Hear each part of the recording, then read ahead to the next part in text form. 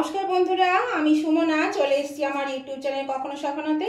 আজকে আমি নতুন ধরনের একটা রেসিপি নিয়ে, আশা করি আপনারা সকলে ভালো আছেন, সুস্থ আছেন। তো আজকে আমি যেটা দেখাবো রেসিপি, তার জন্য আমি এখানে কিছু জিনিস আমি নিয়েছি। দেখুন, এখানে নিয়েছি আমি পেঁয়াজকে রিং করে কেটে নিয়েছি, আর এখানে নিয়েছি ভুট্টা দানা। সুইটস কর্ন নিতে পারেন দোকান থেকে কিনে। আমি কিন্তু এমনি যে আমরা ভুট্টাগুলো কিনে খাই পুড়িয়ে, সেই ভুট্টাকে আমি ছাড়িয়ে সেদ্ধ করে নিয়েছি ভালো করে, দিয়ে 2 টেবিল চামচ মতো নিয়েছি।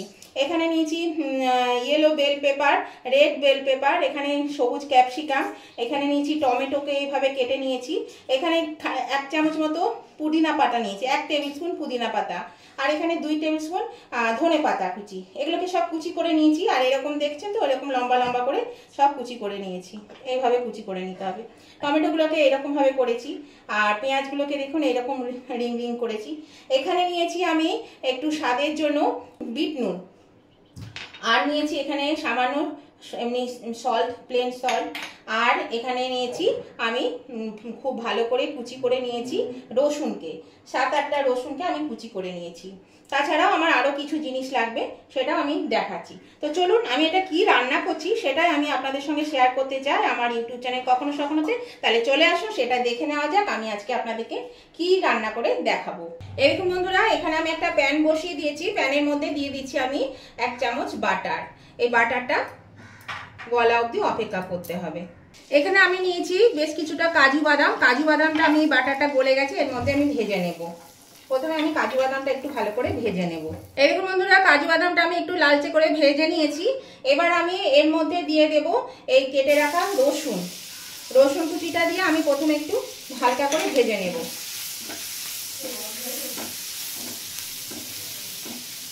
এই রসুনটা একটু ভাজা হলে তারপরে আমি দিয়ে দেব এই যে সিদ্ধ করে রাখা কর্নটা। এগুলোকে আমি একটু হালকা করে ভেজে নেব।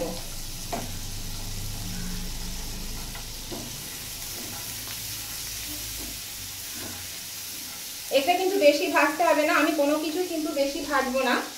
এবারে দিয়ে দিচ্ছি আমি সব ক্যাপসিকামগুলো দিয়ে দেব।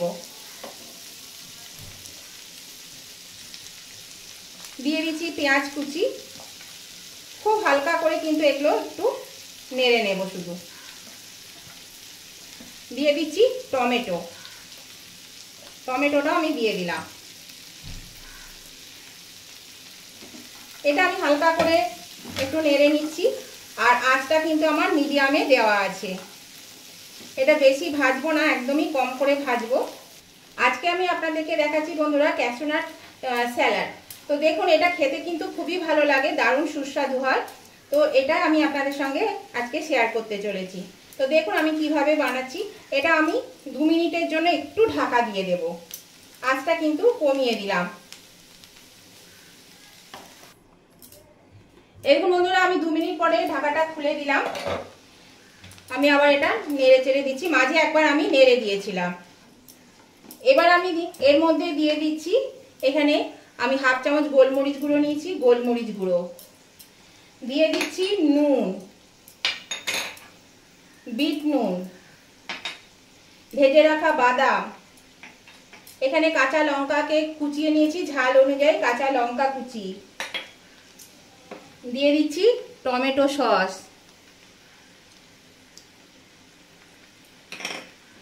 আর দিয়ে দেব মেয়োনিজ।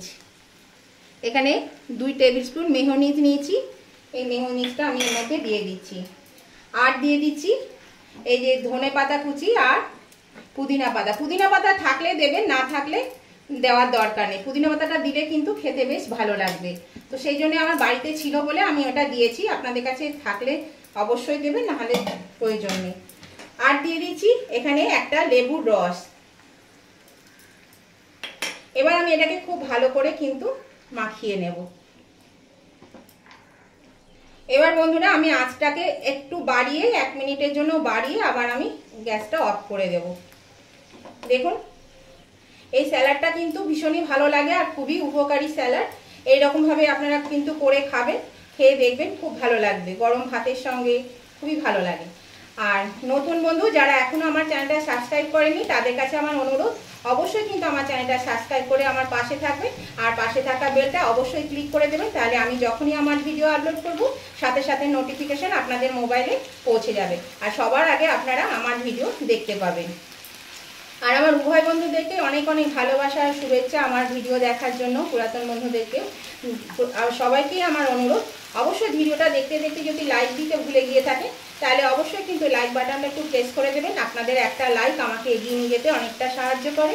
আর যদি এই স্যালাড রেসিপিটা আপনাদের কোনো অংশে ভালো লেগে থাকে তাহলে পরে অবশ্যই আপনাদের বন্ধুবান্ধব আত্মীয় স্বজন সকলের কাছে একটু শেয়ার করে দেবেন।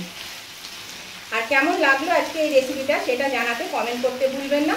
আপনাদের একটা কমেন্ট আমাকে পরবর্তী রেসিপি বানাতে অনেকটাই উৎসাহিত করে। অবশ্যই কিন্তু আপনারা লাইক শেয়ার কমেন্ট করে জানিয়ে দেবেন।